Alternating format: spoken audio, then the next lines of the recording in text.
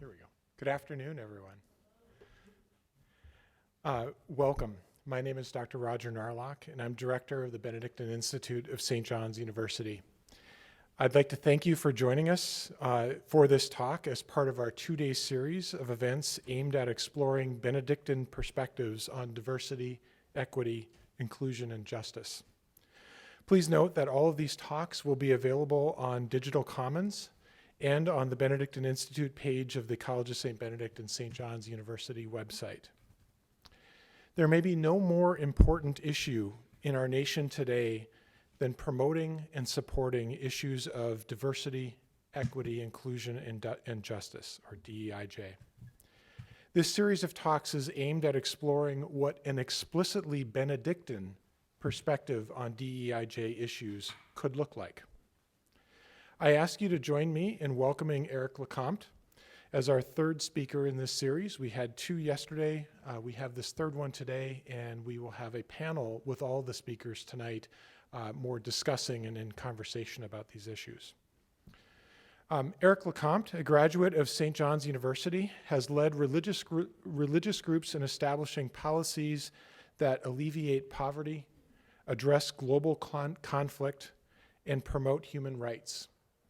He is the executive director of Jubilee USA Network, a development coalition of more than 750 religious groups and organizations. Eric addressed the United Nations General Assembly on needed economic and climate policies to achieve the Sustainable Development Goals in 2019. In 2016, his congressional testimony on Puerto Rico would become part of the basis for debt crisis legislation that Congress passed. In the same year, he testified to Puerto Rico's Oversight Board on a roadmap to resolve the island's crisis while protecting vulnerable populations. Eric advised a United Nations General Assembly process on global bankruptcy structures to alleviate poverty. He is a member of expert working groups to the United Nations Conference on Trade and Development and the United Nations Human Rights Office of the High Commissioner. Eric will speak with us today about diversity, equity, and inclusion, the Benedictine demand to live in right relationship with our God, community, and planet. Also, there will be time at the end, so be sure to note your questions throughout the talk. Please join me in welcoming Eric LeCompte.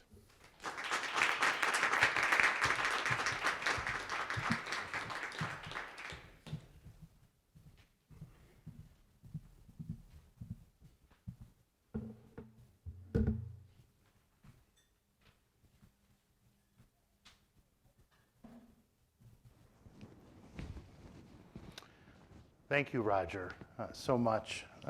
It's a real gift to be with you all. I want to thank Aaron Utke from the tech team for being here with us again today.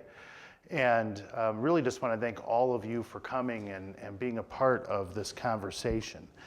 The conversation that we've had starting yesterday, going through tonight, is really around a question as the university seeks to go through a diversity, equity, inclusion, and justice process.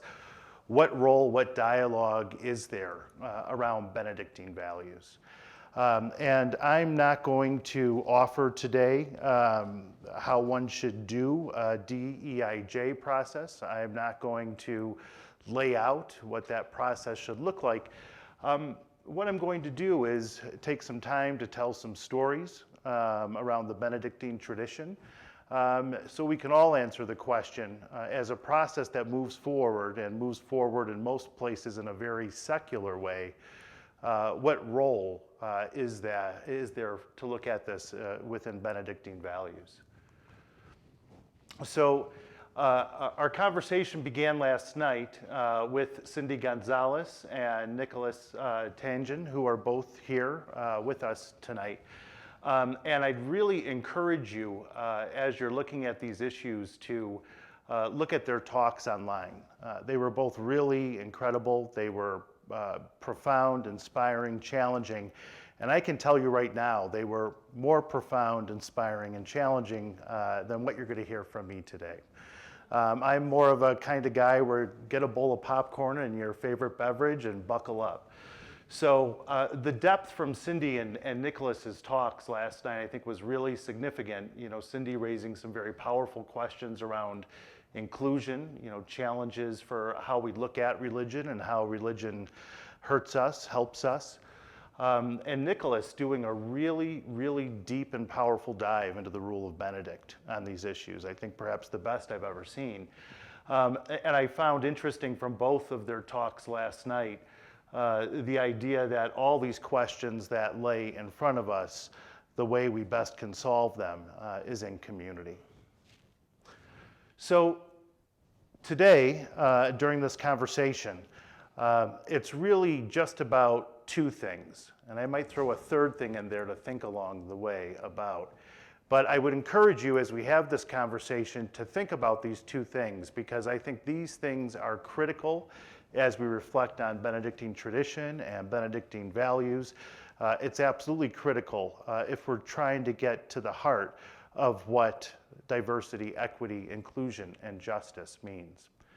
So essentially, what today's about is a good book and a bowl of soup.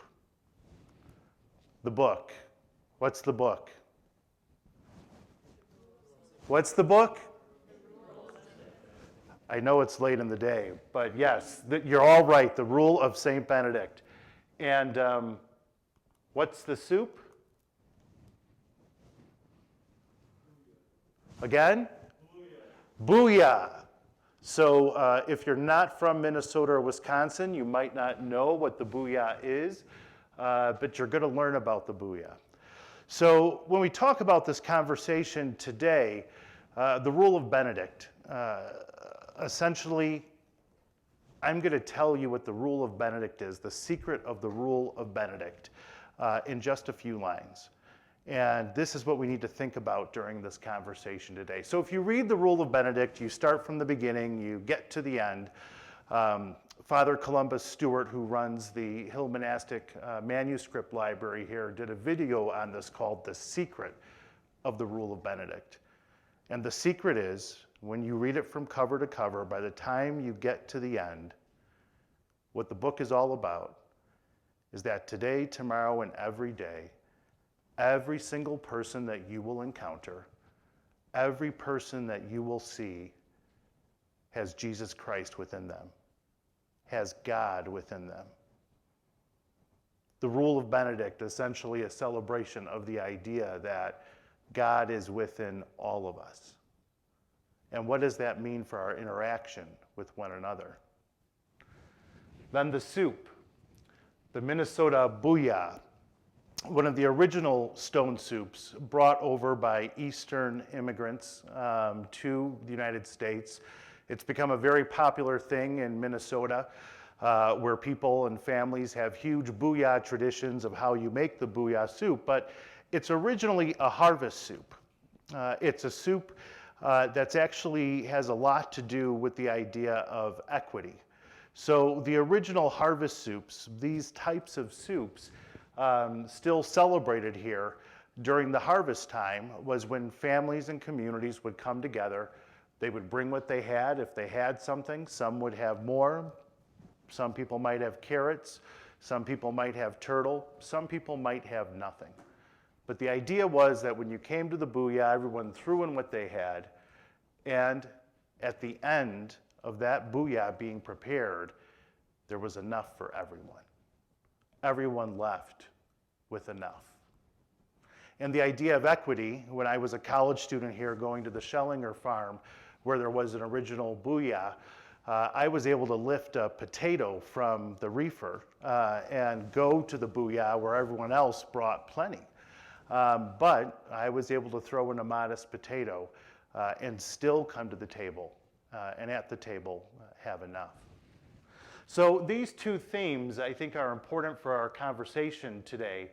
The rule, which says that God is within all of us, within everyone we encounter, God is there, God is present. And the Booyah, the idea of a table where whatever we bring No matter if it's a lot or a little or nothing, we all come to that table and have enough.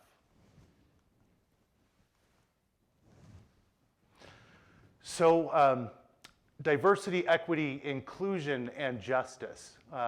And this is kind of where the question is before us as the university hires a senior diversity staff person to look at these issues and look at these processes where conversations are hot on campus right now. How does this engage or not engage with Benedictine values, Benedictine stories, Benedictine tradition? Should it engage? Should it be a part of it? And to offer some biases, having gone through 25 years of DEIJ processes, anti-oppression processes, anti-racism processes, some of those processes have been good, some of them have been helpful, a lot of them have been bad. The best ones have been long-term, where a community is working together to kind of sort out these issues. The organization that I work with, Jubilee USA, really works on, how do we win equity inclusion, whether that's student debt or payday lending or global pandemic response and vaccine distribution. Debt relief, how do we look at tax issues in the United States and around the world to ensure that there is equity? And I guess I do want to just pull out the term equity, because I think that is maybe the most important term from my perspective in terms of these four issues. A lot of times we want to think that equity is the same as equality, but there's a really significant difference. Equity is the idea of the Booyah, that no matter what you bring, what you have, everyone leaves with enough. It's not everyone brings the same amount and everyone leaves with the same amount. It's a different concept, a different idea, and I think equity is really critical, and often we don't understand that. Equity, I think, is also very much a part of the rule of Benedict, but it's a way of looking at the world where it goes beyond equality, which equality in itself often can be a term or a way of looking at things that in and itself can be divisive or not fulfilling. So if I have $100 and here among the four people here, equality would be everyone takes $25. But equity would be looking at people's needs, where they come from, what's happening in their life. So for some of us, we may not need $25. One of us might need 50. Someone might need 10. But equity is the idea of coming to the table and ensuring that no matter where we come from, who we are, we can have enough. So, some of my biases with the processes over the years is, these are lots of great words and ideas. Diversity of people, perspectives, equity, inclusion, justice, it's all great stuff. And it's a great graphic, and it all makes sense. Some of the processes I've been in are really kind of feel-good processes, which don't go deep into looking at these issues. But, I'd often, also offer a critique about what does real diversity of people and perspectives mean? So often, there's an underlying sense in many secular DEIJ processes that there's a right answer to what a different perspective actually is. And, I think it's, part of the conversation about a woke culture and being woke, that's been really in front of us and certainly can create some good conversations at times. It often underlying is that there's one right answer. So does diversity of people and perspectives, does it also include the fifth generation farmer out in Holdingford, who 20 years ago was voting for the most progressive party in the United States, the DFL, the Democratic Farm and Labor Party. And now he and everyone else in that community is voting for Republicans from a very different view, but also from a view of popularness and inclusion from how they look at it. Is that person's view welcome here in a part of a process? I think the other challenge that I've too often I've seen in DEIJ processes is that there's often an underlying prejudice against faith groups and religious values. I think that's a reality. And is that unilateral? No, but I think it has to do with this idea that there are some within certain types of circles that think faith it should not be a part of this, that faith is somehow intolerant, and faith is not welcome at the table in this conversation. And I think especially when we're looking at faith-based institutions, a Catholic Benedictine institution, we can look at this from a different perspective than how some of popular culture has looked at it. So I wanted to lay out some biases along with these great words as we continue the conversation today. So I'm going to begin by going through some of the research that I've been able to do as a part of the past few falls when I've been here hosted by the Collegeville Institute. Carla Durand is here tonight, the program director of the Institute, and thanks to the Abbey archives and the Institute, I've been able to focus on some organizing work, as well as looking at some of the stories here from this place that have to do with diversity, equity, inclusion, and justice. Some of our history that sometimes we don't know as much about. So I'd like to run through a little bit of that history that I've been exploring here, and then actually take a broader look at some broader stories in terms of Benedictine values and traditions.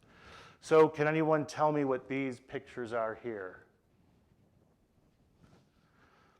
So this is the 1920s here in Stearns County. St. Ben's and St. John's, the universities here, the monastic communities came first and foremost to primarily serve German Eastern European communities, farming communities for the most part, to establish a place where the sons and daughters of farmers could get an education and be able to do more for their family. So this was a time of great economic crisis, the 1920s and 30s in Minnesota. And in Stearns County, this was how a majority of the population was eating every day. It was these big barns and schools were essentially turned into daily soup kitchens, where you'd go in and you'd get 1 or 2 meals a day. This is a family. The Minnesota Historical Society did an examination of families that were starving or facing starvation in Stearns County. And this was a family not far from here.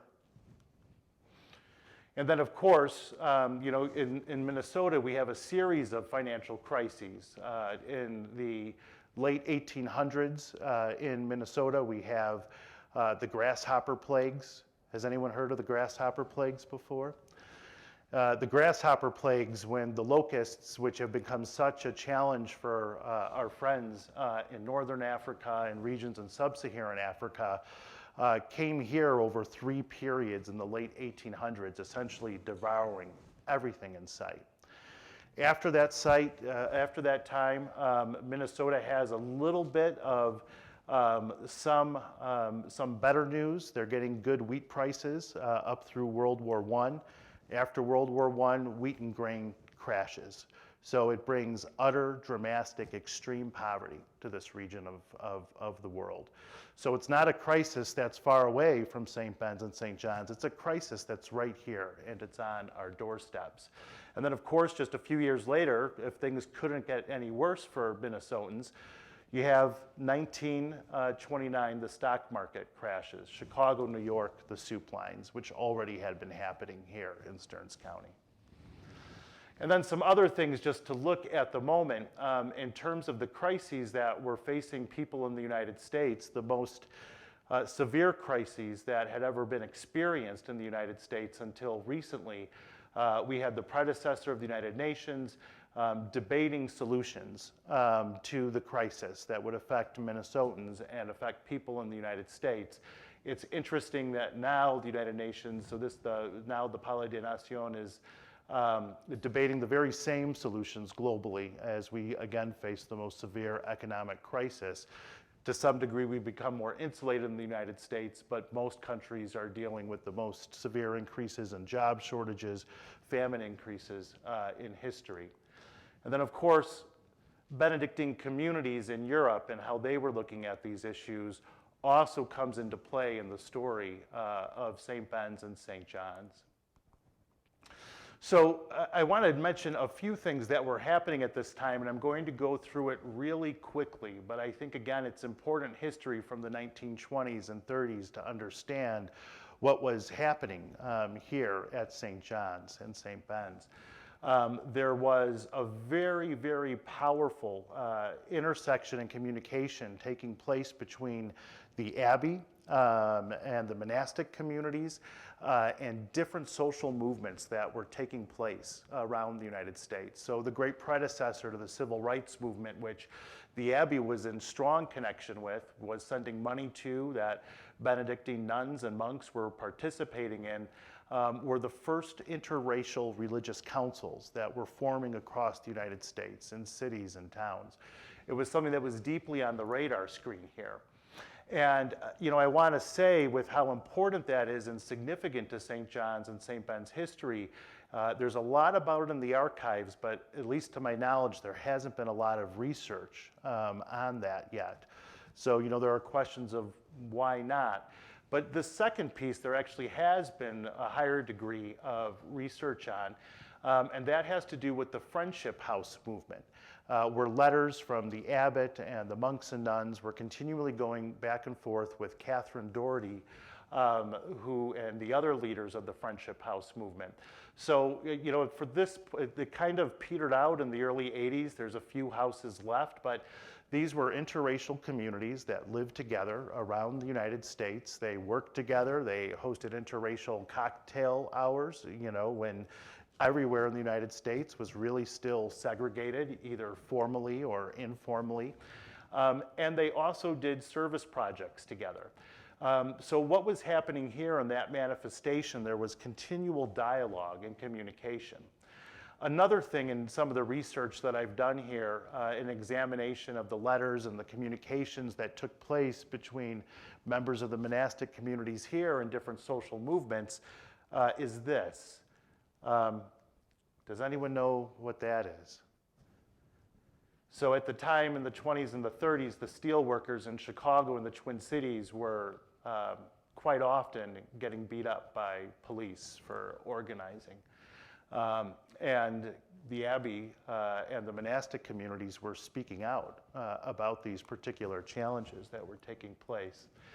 And the last person, I think, just to mention, who I think there needs to be more focus on in kind of all these conversations, is the prioress at the time, Mary Louise.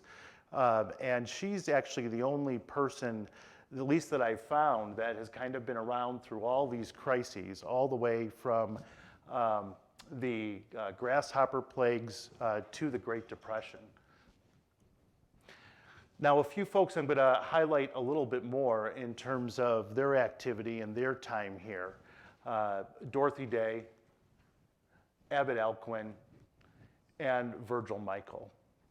So these are three people who exchanged letters continually up through the death of Virgil Michael in 1938, with Dorothy Day and Alcuin continuing to correspond through his death, again, according to the Abbey archives.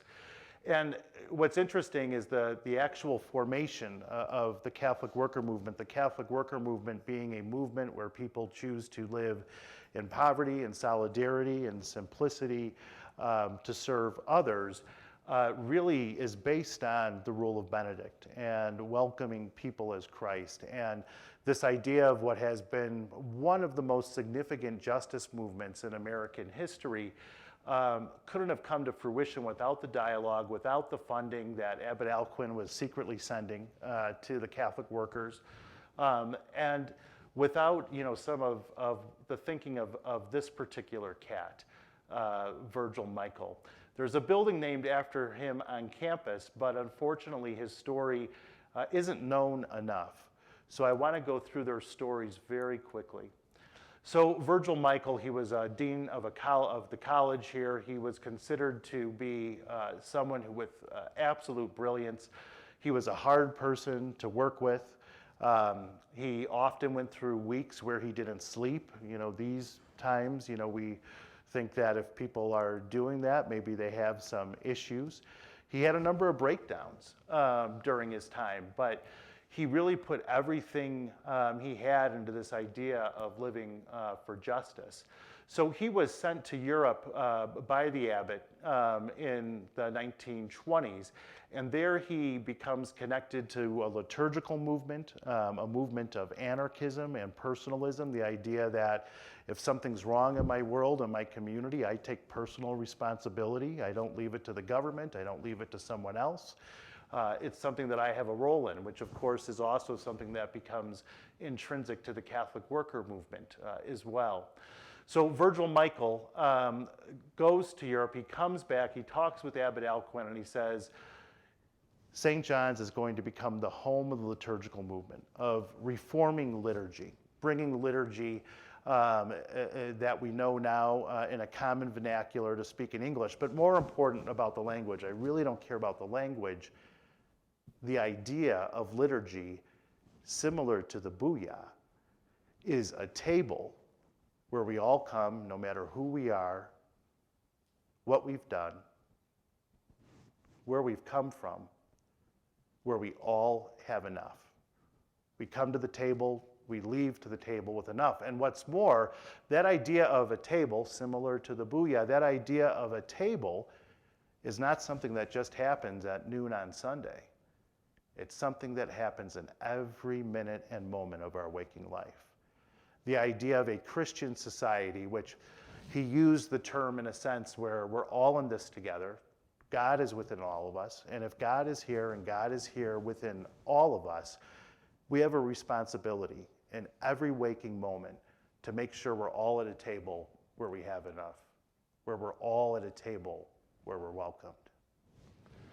So they start the journal because they need to teach people around the United States, how to change liturgy. The liturgical press is started to be able to produce books, which were even sent for free by Abbot Alcuin to the Catholic worker in New York, where homeless people did Compline. They did prayer every day by banging pots and pans together instead of the bell you have at the Abbey Church. And then he lays out the ideas, and again, forged in a time of financial crisis, what does it mean for there to be equity? What does it mean for there to be an inclusion? What does it mean for stewardship? What does it mean in terms of respect for the arts? What does it mean for social movements? What do these concepts mean for us all working together? And at the same time, they're living them out with the engagement of the interracial councils. They're living them out with the formation of the Catholic worker movement. They're living it out with Friendship House and labor organizers across the United States. So Dorothy Day, and people know her story.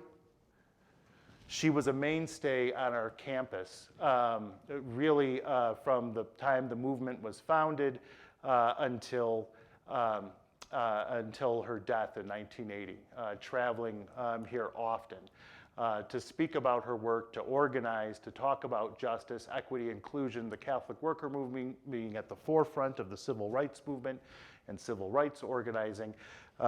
When Pope Francis comes to the United States, he lifts up Dorothy Day when he speaks to Congress. She's on the road to sainthood, but lifts her as one of the three most important Americans that he lifted up for values: Martin Luther King, Abraham Lincoln, and Dorothy Day, a woman who was a mainstay on our campus, former communist, created this newspaper, which is still in production and distribution today. You can get it at the library, which all focuses on social justice, anti-racism, anti-nuclear, anti-war issues, all the ideas of welcoming Christ all around us.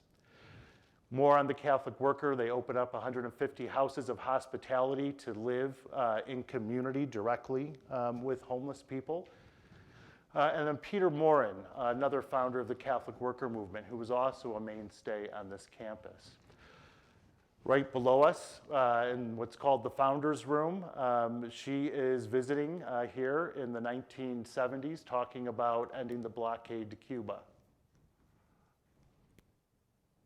So these are the letters that I've been exploring. I'm just going to go through them really quickly, but they're all about a conversation between Dorothy Day, Abbot Alcuin, Virgil Michael, the interracial councils, people from the labor movement, all exploring these ideas. What does it mean to live in a Christian society, a society where everyone is welcome and we all have enough? So again, a place that was founded for Minnesota farmers, a crisis on our doorstep. Virgil Michael was regularly called a communist. Can anyone actually tell me what this picture is here? So this picture is a hotbed of communism. That's Virgil Michael. They're Minnesota farmers, and they have a series of organizing meetings and prayer meetings on this campus to actually transform the agrarian world as we know it. Starting farmers cooperatives, which now have actually built a lot of wealth and prosperity across Minnesota, as well as farming communities around the United States. But instead of people selling their grain for nothing to one guy who was the seller, they could pool their resources, they could get a better price, and have a better income for their families. So this is what they did, and it's so interesting, the conversations we're having now, the conversations that were taking place then. But there were a lot of concerns about the organizing going on here at St. John's. There were a lot of concerns that St. John's was promoting communism. So you had a small group of outspoken business leaders, they did not represent the majority of the community, who was doing an exploration in what consumer farmers co-ops were. This was a new form of communism sprouting up here in Stearns County. And then in the trade papers, Minnesota group meetings strongly endorsed fair trade bills. So it's really interesting to see those conversations, but Virgil Michael, the monastic community's pushing through it and ultimately creating an organizing solution for people. And then again, some of the letters that came in, most of the letters I've explored in the archives have been ones of support, but it's interesting to see the hate mail the Abbey got at that time for putting themselves out there and organizing the people at their doorsteps. So the letters, as I note, continue. I won't go into all of them, but I mean, they're so rich in terms of challenges on the campus with war. The liturgical movement has some culmination, Godfrey Diekman going to Vatican II. We see church reform, Mass in the common vernacular. Is it the full kind of reform that Virgil Michael envisioned? No, where the Mass, this idea of a table that's all around us, omnipresent. A way we live in our life where all are welcomed, all are included. But I would say, now that we've had the Synod of the Amazon, looking at the Amazon region and the teaching that has come out of that, my sense is Virgil Michael would be pretty happy, because that's very much about what it means in our daily life to see God in everyone, to welcome everyone, and make sure everyone has enough. Eugene McCarthy, a graduate of St. John's, former monk, former presidential candidate, who takes on a lot of the work of Virgil Michael when he runs in 1968 for president as part of the, really part of the peace movement, part of the civil rights movement. But he declares the proposals of Virgil Michael and others on agrarian reform at the opening of the Collegeville Institute down on the other side of the lake, calling for equality and equity for all farmers in the United States. And then, of course, the Collegeville Institute, founded by Father Killian, looking at this idea of ecumenism. Actually, really the heart of the idea of the Christian society is how do we come together to explore issues in our society in a faith-based way to ensure the table is inclusive and welcoming. Angela Davis. So last night I was with someone who graduated from the prep school in 1974, and he reminded me of how Angela started coming to campus in 1974. So former, because she stopped being a communist in 1991, but she was an active communist, big part of the feminist movement, civil rights movement. She spent 16 months in jail in Southern California, and she was acquitted of charges of participating in a crime that took place in and outside of a courthouse where several people were killed.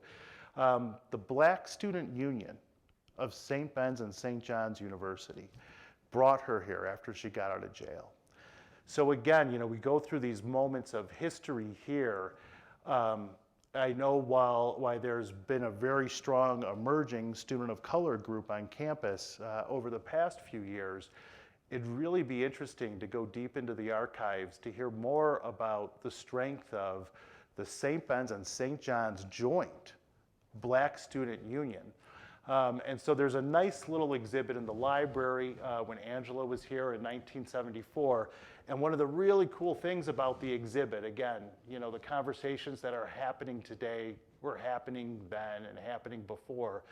In the St. Cloud Times, there's a statement that's put forward by a group. It may not have been a group, could have been just one person, but of Catholic Families for the Preservation of Catholic Education, where they criticized having Angela Davis here on campus, that Angela should not have been here. This is outside of Catholic values. How can these communists, again, over at St. Ben's and St. John's be inviting someone like her to be here? And then the strength at that time of the Black Student Union joint of St. Ben's and St. John's, they responded in a letter to the St. Cloud Times, talking about the issues, the importance of having Angela here, the importance of looking at challenges around diversity and justice, and the work needs to continue. Voices cannot stop it. So as we move into the end, I kind of wanted to bring in some other stories about Benedictine values, Benedictine tradition that's kind of lived out around the world. If we look at these philosophies that are tied to the rule of Benedict, that God is in all of us, that we're about creating a table where everyone's welcome and everyone has enough, if you live in community and live long enough and really subscribe to those values, where might that lead you? What might that mean? And we know what it meant for the communities here during different times. What might those values lead us to or help us explore? What might they have in terms of being a part of a conversation on DEIJ? So these are the Trappist monks who follow the rule of the Benedict of the Algiers. Through 1994 to 1996, they decided to stay in Algeria, living with and serving a primarily Muslim population. Their community being the main storehouse for food in a very rural area, for bread making supplies, for olive oil, for the needs of the community. And they were constantly being threatened by staying there by terrorist groups. And every day from 1994 to 1996, the monks of the Algiers, following the rule of Benedict, praying every day, decided to stay because they knew if they left, the community would have less protection. The community would not be able to have access to normal and adequate food. In 1996, they were all massacred. And so, I first learned of the monks of the Algiers from Abbot John when I was a student here, when a homily he gave, and that would have been shortly after they were all killed. But this idea of trying to live in community, following a set of values, if we do that consistently, where might that lead us to? So, again, another powerful story. Another group of sisters that follow the rule of Benedict, the Sisters of Social Service, founded in Hungary, following the rule and spirituality. They are Benedictine sisters. This is Blessed Sarah Sakolda. And when the death camps were starting to open outside Hungary and the Nazis began the mass exportation of Jews, the head of the order, Margit, and the women in chapter decided together that they would stay and they would save the lives of as many Jews as they could. So Blessed Sarah went when the Nazis were raiding a house of orphans and families, all Jews. She said, "I'm the director of the house." The Nazis took her and the rest of the Jews that were there and assassinated them all down at the river. Margit and the other Sisters of Social Service, they continued, they stayed, and because of that, they saved 2,000 Jews.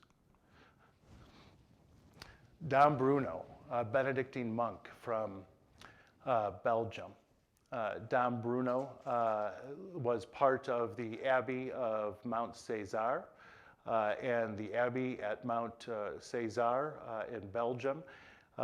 He was someone I'm also kind of interested in because I have a high suspicion that he was also in regular communication with folks here at the Abbey because he also had a connection to the liturgical movement and some of these same kinds of concepts which became very significant here at St. Ben's and St. John's. The Gestapo never caught him, but he and his community saved 400, mostly children, Jewish children, from being sent to the death camps. But all out of what he looks at and sees as looking at the concept of inclusion, of justice, from what the Rule of Benedict community calls us to. What's this place? St. Ben's, that's right. Yeah, so, we've talked a little bit, mostly about St. John's, some of St. Ben's. One of the great things when I was a student here, and I don't know if it's still there, I looked recently, but at one of their main entrances, it said, this is a nuclear-free zone. The Benedictine sisters, as well as the monks here, had been long a part of the anti-nuclear movement, which had its high point in the 1980s. And have been a part of a number of social movements, as we know. But one of the things I just wanted to highlight on this question of inclusion and equity is that Benedictine communities are one of the oldest continuing forms of pure and direct democracy. So, of course, the abbot's important, so is the prioress.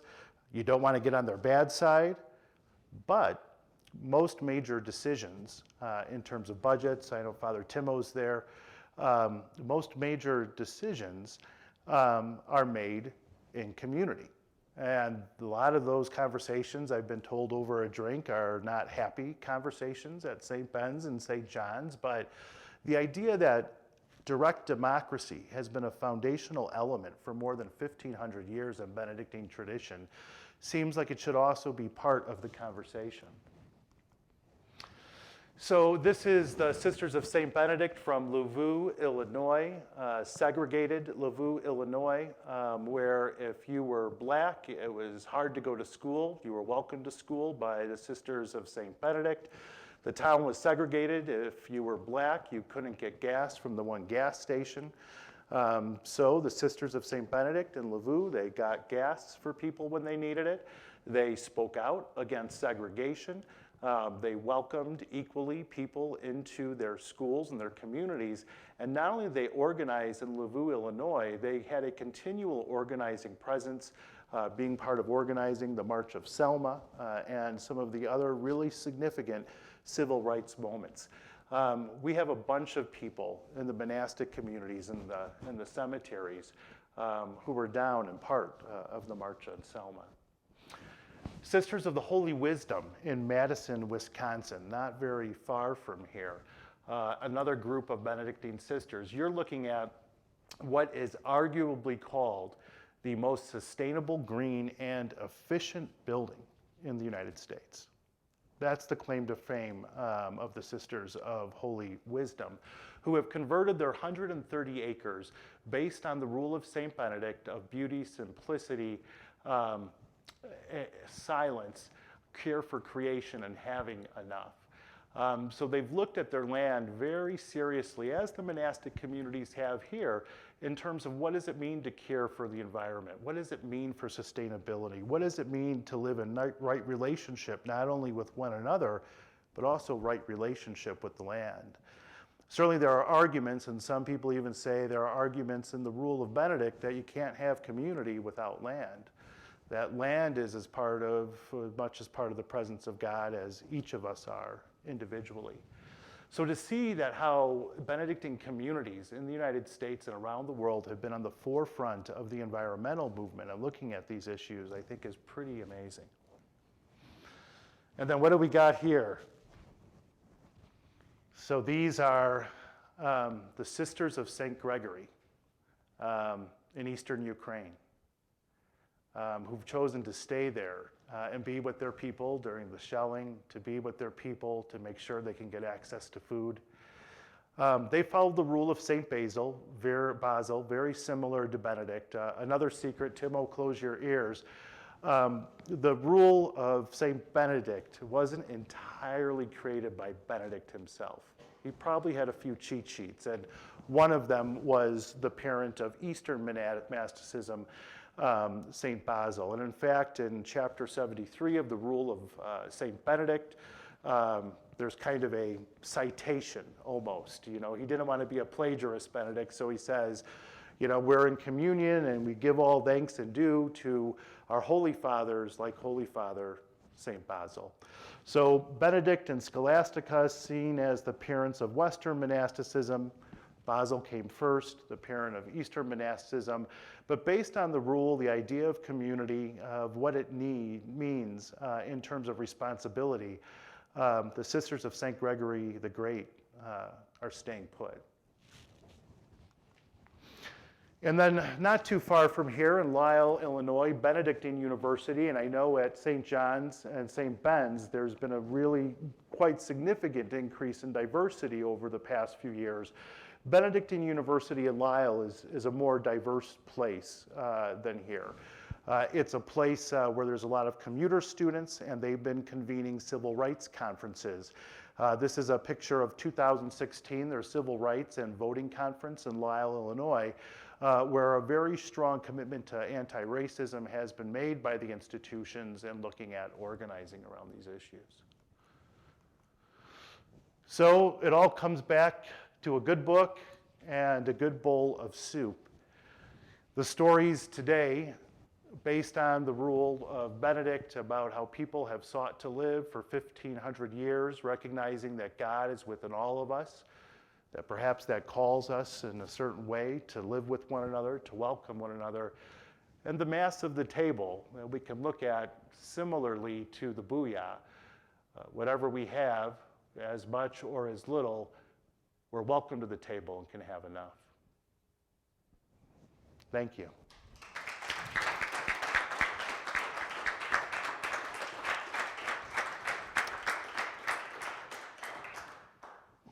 Great. And I actually, I'd like to introduce my good friend Felicia Oaks, who's here. Is that Felicia Oaks still your name? Who was on campus today. So we were in community here at St. Ben's and St. John's when we were much younger, exploring these issues. And I know Felicia's giving, we ran into each other today, she's giving a Red Talk, and she's here with elders. People may know, and there's a very significant process, a reconciliation process that's going on between the monastic communities. Felicia, would you just want to introduce yourself, mention your talk, and if you just feel comfortable, mention who came with you here? Yeah, absolutely. I am so profoundly moved by the fact that Eric LeCompte is on campus the same time that I am, because Eric, I think we received the Caritas Awards together, and we had a lot of wonderful experiences and just a wealth of knowledge. So I feel like the blessing continues on this trip to come home. I'm Felicia Oaks, and thank you, Eric, for this moment. I graduated in 2001, and I moved to Canada in 2006 as a teacher and educator, and then I began my journey with diversity, equity, and inclusion coming out of a United States context and moving to a completely different land. And as you just said, as you were talking about sharing what you have and the table, the doors that were open to me when I moved to Canada were the doors of treaty lands. And many of you might know that in Canada, the way that the land was taken was very differently. The Crown negotiated treaties with the people there, but most of them didn't speak English, nor did they know what they were signing. And so when I say that I'm from Treaty 6 land, that is Alberta. And my friend, very good friend, Philip Campio from Treaty 8, Drift Pile. Philip is a very good friend who owns a teepee business. And Philip and I have been stripping teepee poles. I don't want to say I'm kind of learning. And we've been doing this for years together with students now. So when I thought of a way that I could contribute something back to the university, and I was thinking about justice and being authentic in the way that I know Benedictines and this community is, I determined that I would bring a teepee across the border. And so we're still on that journey, are we not? because we don't have Lodge Pine Pole here. So we're cutting poles with the Indigenous Students Union. Your presentation talked about how important the Black Student Union was here. As the reconciliation process continues, the Indigenous students here are leading a lot of this work, and they're welcoming us. They're going to be finishing the teepee poles, and on Friday night, we're going to be showing a film at St. Ben's called Treaty Talks, and we'll be talking about the journey that we took. We walked from Edmonton to Calgary. Does anyone know where that is? Yes, a little bit? Okay. 350 kilometers. We walked every day. Miles. What's that? Convert to miles? Yeah. I can't. No, but we walked down there, and we'll be showing that film. We'll be doing a talk, and I hope it's somewhat as synthetic or as linear and wonderful as yours just was, but we'll be talking. Thank you, Eric, though. Thanks for having us tonight. So this is Philip, and Helmer's out in the hallway, but if you have any questions or want to ask them anything, we're here all week. Yeah. Oh. So I think we have time for a few questions if folks have questions. Jesse? Yeah, so I love the story about Virgil Michael and just how working for justice really came at an extreme personal cost. He didn't sleep for weeks and weeks.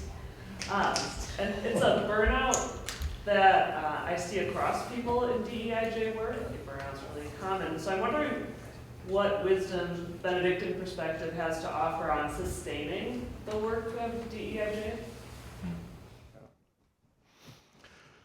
So, and this is, I think, also one of the conversations around DEIJ, and I know you're asking the question, Jesse, who wrote a great article for U.S. Catholic, on some of these issues. And I would actually, Cindy talked a bit about this last night and raised it when a similar question was asked. One thing that I believe that what Benedictine values do and offer is it offers community. And I think in some sense, I think now my suspicion, Timo, would be things would be a little bit different here, but Virgil probably needed to be challenged. He would have these breakdowns. So he actually talking about, another part of the story, which is kind of another interesting part of the archives, which people have to look at, is after one of his breakdowns, he went to go live with the indigenous people for 3 years. And his journals may actually be the best sense of what happened there, as well as the best sense of looking back that would be in the archives of what day-to-day life was like there. And it's clear the little that we know is that he did find some community and solidarity there, but I think there's a lot more to the story and probably some challenges. So I think community, the idea that Dorothy said is, we don't do this alone, we do it in community. The other thing that I would say, and I think it's part of kind of these processes, and some of the biases and concerns I raised at the beginning around traditional DEIJ processes, is that I think for all this work, a foundation in prayer is absolutely essential, And so of course that's part of the rule, but this idea, even I think more important than rest, but reflection and prayer is so critical. And it's like the monks of the Algiers. You don't get overnight to deciding that you're going to stay until your deaths, right? It is a continuous reflective process. And, often young organizers or activists will, ask me, why are you still at this? How can you do it? And first and foremost, I think prayer is super important. So prayer and community are two of the answers. There are more that come from the rule. The other rule and this is, where Benedict is kind of crotchety in the rule, but his criticisms of other monks, but being based and founded in a sense of place.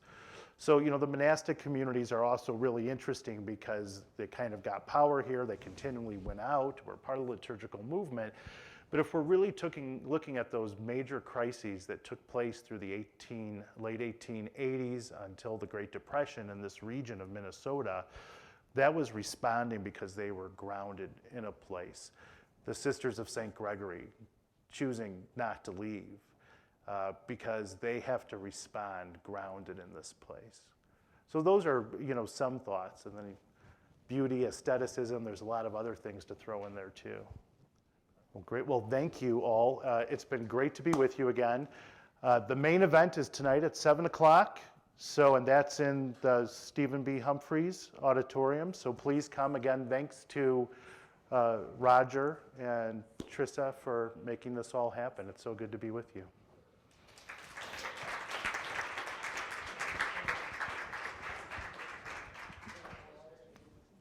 Eric just stole one of my announcements. So please join us at 7 o'clock tonight in the Stephen B. Humphrey. All the speakers who joined Eric in this endeavor, Cindy Gonzalez as well as Nick Tangen, will be part of a discussion on the stage of the Stephen B. Humphrey tonight. And there will also be certainly an audience participation element to it as well. So we hope to widen that conversation out to all of you. I do want to include a few more thank yous before we say a temporary goodbye, hopefully until tonight. And that is, first of all, to Trissa Schaefer, the administrative assistant for the Benedictine Institute, who did so much background organizing for these events to occur, as well as for media services, who have done awesome work in getting all of our technology up to speed and preserving these talks in format that we will be able to share on our webpage and on Digital Commons.